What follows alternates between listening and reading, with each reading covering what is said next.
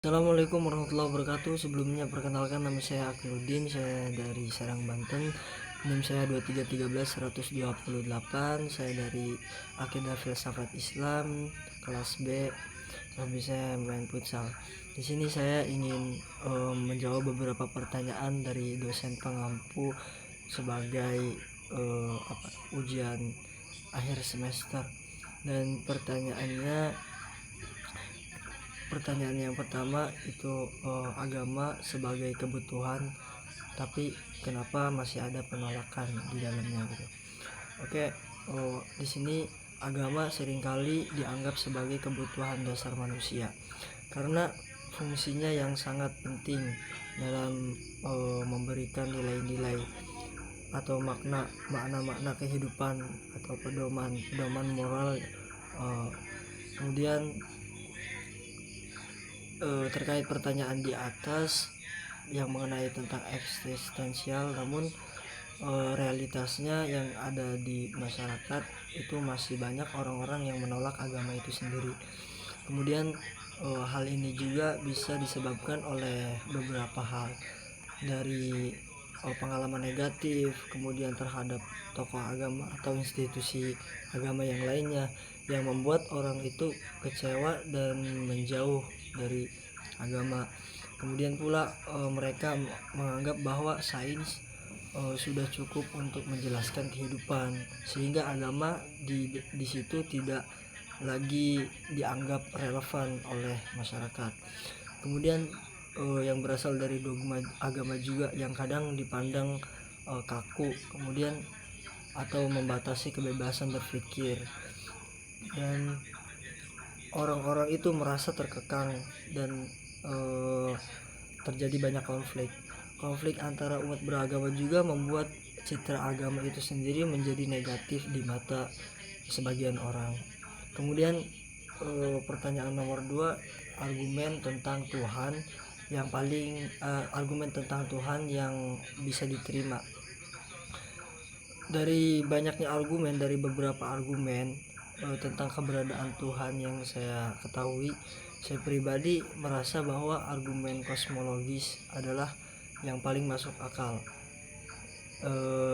dan dapat diterima, karena argumen ini menyatakan bahwa segala sesuatu yang ada pasti ada sebabnya itu, atau kausalitas itu.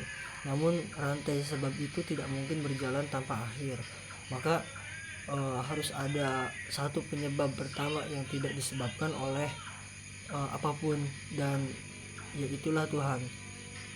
Kemudian alasan saya memilih argumen ini ialah karena sifatnya yang logis atau yang lebih masuk akal gitu, rasional, dan dapat diterima oleh akal sehat, bahkan oleh mereka yang belum tentu memiliki latar belakang Islam atau memiliki latar belakang keimanan. Kemudian pertanyaan yang ketiga itu kejahatan di dunia dan Tuhan yang maha baik. Jadi kenapa Tuhan maha baik, tapi kenapa Tuhan membiarkan kejahatan itu tetap ada di muka bumi ini? Sebenarnya ini sudah menjadi pertanyaan yang klasik gitu. Jika Tuhan maha baik, mengapakah kejahatan masih ada? Ini merupakan permasalahan yang sangat dalam berfilsafat agama. Salah satu jawabannya adalah ya karena Tuhan itu memberikan manusia kebebasan untuk memilih. Kebebasan ini juga yang disebut sebagai kebebasan yang bebas gitu, dan ini memungkinkan manusia memilih antara keduanya, memilih antara kebaikan dan kejahatan. Kemudian juga tanpa kebebasan juga tidak ada tanggung jawab, dan tanpa kejahatan kebaikan seperti keberanian, kemudian kesabaran, kemudian kasih sayang tidak bisa diwujudkan. Jadi meskipun kejahatan itu ada, hal itu menjadi ruang bagi manusia untuk memilih dan menumbuhkan nilai-nilai luhur. Kemudian Pertanyaan keempat itu kesan terhadap mata kuliah filsafat agama itu sendiri. Selama 1 semester mengikuti mata kuliah filsafat agama, saya mendapatkan lumayan banyak wawasan yang mendalam, yang bisa membuka cara pandang saya terhadap agama. Kemudian mata kuliah ini juga bukan hanya mengajak saya khususnya untuk memahami agama secara tekstual, akan tetapi juga secara rasional dan filosofis.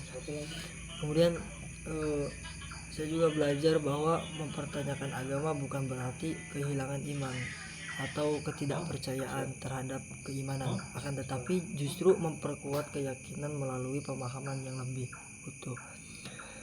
Kemudian saya juga belajar untuk menghargai perbedaan, kemudian membuka dialog kepada teman-teman dan publik, dan memahami bahwa iman yang kokoh dibangun dari nalar yang sehat. Ya, sekian dari pemaparan yang saya paparkan. Semoga video ini bermanfaat dan dapat mempresentasikan pemahaman kami selama mengikuti perkuliahan filsafat. Kurang lebihnya mohon maaf. Wassalamualaikum warahmatullahi wabarakatuh.